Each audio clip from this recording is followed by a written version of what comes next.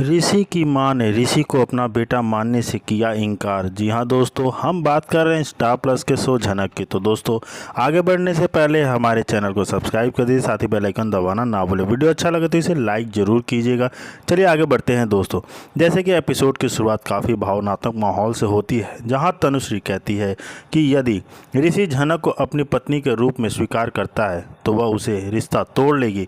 पायल पूछती है कि क्या ऋषि ने अदिति को रोका नहीं जब उससे सिबुलबुनी में ठहरने का फैसला किया था। अदिति बताती है कि ऋषि ने कहा था कि नूतन की श्राद्ध श्रृंगार अनुष्ठान खत्म होने तक वही रहे, लेकिन कब क्योंकि ऋषि ने झनक को चुना है, अदिति नहीं रह सकती। तनुश्री कहती है कि ऋषि झनक को लेकर घर में प्रवेश ना करे। इंदुमती संदेह जताती है कि शायद गांव वालों ने किसी तरह जादू टोना किया होगा जिससे ऋषि के फैसले बदल दिए हैं। सिम्बुलपुनी गांव में श्राद्ध का आयोजन किया जाता है। सिम्बुलपुनी में नूतन की श्राद्ध शुरू होती है। पंडित जी पूजा पाठ ले रहे होते हैं। झनक बहुत दुखी होती है क्योंकि उसने अपनी मां को खो दिया है और बताया जा कि पिता भी नहीं रहे। उसका मन टूट सा गया है। पंडित जी झनक से कहते हैं कि वह पिंडदान की रस्म निभाए। झनक कहती है कि वह यह नहीं कर सकती है क्योंकि मां को अलविदा कहना बहुत कठिन है। ऋषि झनक को समझाने की कोशिश करता है कि मां की आशीर्वाद हमेशा उसके साथ है और झनक मां की छाया है। वह प्रेरित करता है कि वह यह रस्म पूरा करे। झनक जाती है पंडित जी के पास और पिंडदान करती है। ऋषि उसके पास बैठता है। पराशर झनक को सांत्वना देता है। वहीं दूसरी तरफ अगले दिन झनक ऋषि को खाना देती है और कहती है कि वह रास्ते में खा ले। ऋषि कहता है कि वह ढाबे में ही खा सकते थे। झनक कहती है कि घर का खाना बेहतर है। झनक को बुखार है, लेकिन वह ऋषि से नहीं बताती क्योंकि उसे लगता है कि वह परेशान हो जाएगा। ऋषि उससे कहता है कि वह परीक्षा अच्छी से दे। झनक सोचती है कि वह ऋषि को कुछ कहने का अधिकार नहीं रखती। ऋषि जाते समय झनक को भरोसा दिलाता है कि समय सब बदल देगा। वहीं दूसरी तरफ देखा जा रहा है कि झनक को माँ की बहुत सारी बातें याद आती हैं, बहुत सताती है उसकी याद, और माँ के बिना जीवन की खाली जगह को महसूस कर रही है झनक। दूसरी तरफ ऋषि भी भूमिका इस एपिसोड में सराहना देने के लिए है। वह झनक को मानसिक रूप से संभालने की कोशिश करता है। परिवार में तनुश्री, इंदुमती आदि पात्रों की भूमिका संघर्ष बढ़ाती है और एक ओर आदर्श और सामाजिक प्रतिष्ठा की चिंता, दूसरी ओर व्यक्तिगत भावनाएं और न्याय की गुंजाइश करती है। अदिति का दिल टूटा हुआ है क्योंकि ऋषि ने झनक को प्राथमिकता दी और रिश्ते में दूरी महसूस की। जी हाँ दोस्तों, हम देखते हैं कि जैसे कि ऋषि झनक को कहता है और ऋषि झनक को खाना देने की कोशिश करती है, लेकिन झनक ऋषि मना कर देता है। कहता है कि मैं रास्ते में ही खा लूँगा, साथ का समय हो रहा और है। वहीं तो पर दूसरी बैठकर रोने लग जाती है।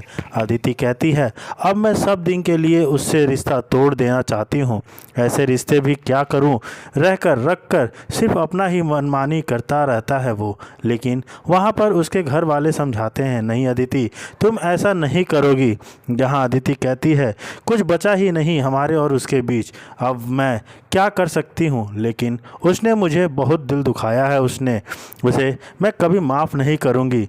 ऋषि की माँ उससे समझाने की बहुत कोशिश करती है, बहुत ज़्यादा कोशिश कर रही होती है, लेकिन ऐसा एक बार भी उसने उस लड़की के साथ शायद निभाया ना होता तो सब दिन के लिए हम लोग पूरे परिवार उससे रिश्ता तोड़ देंगे। लेकिन अदिति कहती है, अगर वह उससे इस घर में बहू के रूप में अगर आपको ले आए तो फिर आप क्या कर सकती हैं, और क्या ही कर सकती हैं, कुछ नहीं कर सकती हैं। लेकिन यह भी कहती है कि ऐसा हो रहा है ना, तो होने की बात ही नहीं है होती, और फिर मैं कहाँ जाऊंगी। लेकिन अदिति कहती है कि मैं इस घर में अपना एक पल भी नहीं रोक सकती हूँ और आपके बहू बेटा का आने का इंतज़ार नहीं कर सकती हूँ, इसलिए मैं जा रही हूँ। लेकिन उसने मेरा मेरा साथ बहुत गलत किया है, ऐसे उसे नहीं करना चाहिए था, मैं ज़िंदगी में कभी माफ़ नहीं करूँगी उसे। और वहाँ से निकलने लगती है। तभी ऋषि की माँ उसका हाथ पकड़ लेती है कि देखो तुम ही इस घर की बहू हो और हम तुम्हें ही मानते हैं इस घर की बहू, वो कुछ भी करे हमको फ़र्क नहीं पड़ता है। लेकिन यहाँ तक वह कह देती है कि किसके सहारे यहाँ पर रहूँगी। दूसरी तरफ में दिखाया जाएगा पराशर और फिर मिलकर श्राद्ध करने के लिए तैयार हो जाते हैं, वह भी नूतन के लिए। पराशर बहुत ज़्यादा रो रहा होता है तो एक तरफ फूल भी बहुत ज़्यादा रो रही होती है। सब लोग जो एक सिर्फ नूतन को मिस कर रहे होते हैं। आज ऐसे इन लोगों का आखिरी दिन हो जाता है। बट जिस तरह से फूल रो रही होती है उसे देखकर ऋषि को बहुत बुरा फील होता है और वह कहता है कि तुम्हारा कभी साथ नहीं छोड़ेंगे। तुम्हारे माँ का यह मरते समय कहा हुआ था कि जो मरते हुए आदमी कभी झूठ नहीं बोलता, इसलिए हम चाहते हैं कि तू हर समय हर पल तुम्हारे साथ रहें। तुम जो है फूल बिल्कुल चिंता मत कर, अब हम सब कुछ ठीक हो जाएगा, तुम जाकर श्राद्ध करो।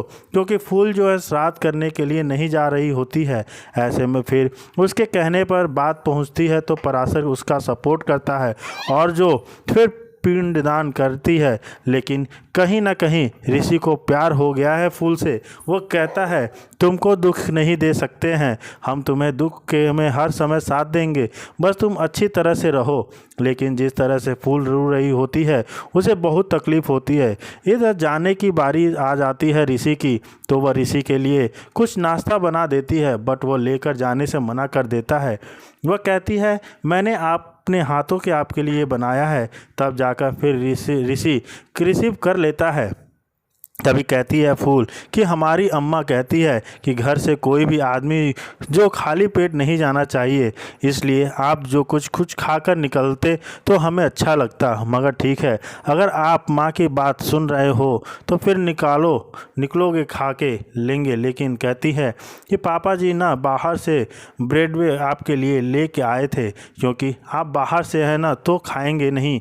आप कहते हैं ठीक है जनक, लेकिन हाँ तुम अपना केयर करना, अच्छी तरह से रहना, तबीयत ठीक है ना। बोलती है हाँ सब ठीक है, अब तुम जो मन लगा कर पढ़ाई करना और कल तुमको डेट में अच्छे से रिजल्ट आएंगे, हम तो वो तुम जहाँ हो वहाँ अच्छा कॉलेज में जाकर दाखिला करा देंगे। लेकिन यहाँ पर कुछ पैसे वैसे देना लगता है। तो फूल ले के मना कर देती है नहीं, हमें यहाँ अच्छा ही लगता है, आप पैसे दीजिए, किस हक से आपके पैसे लूँगी मैं। लेकिन वह सोचती है, लेकिन कहती है ले लो ना, कभी काम देंगे, जब कुछ बन जाना तो हमें रिटर्न कर देना, इसमें कौन सी बड़ी बात है। लेकिन फूल को कहीं ना कहीं लगता है कि आजकल इनको हो क्या गया है, मेरे प्रति इतना सहानुभूति क्यों जता रहे हैं। जिस तरह से ऋषि समझाता है फूल को, ऐसा लगता है कि हमें भी ऐसे जाने अनजाने में मन ही मन हमें प्यार करने लगे हैं। ऐसा पता नहीं अंदर आत्मा क्यों रो रहा है, लेकिन फिर भी ज़्यादा तो इनको पड़ेगा ही। ऋषि को भी कहीं ना कहीं उसको छोड़कर जाने के लिए मन नहीं करता है, क्योंकि एक दूसरे से प्यार हो गया है इन दोनों को।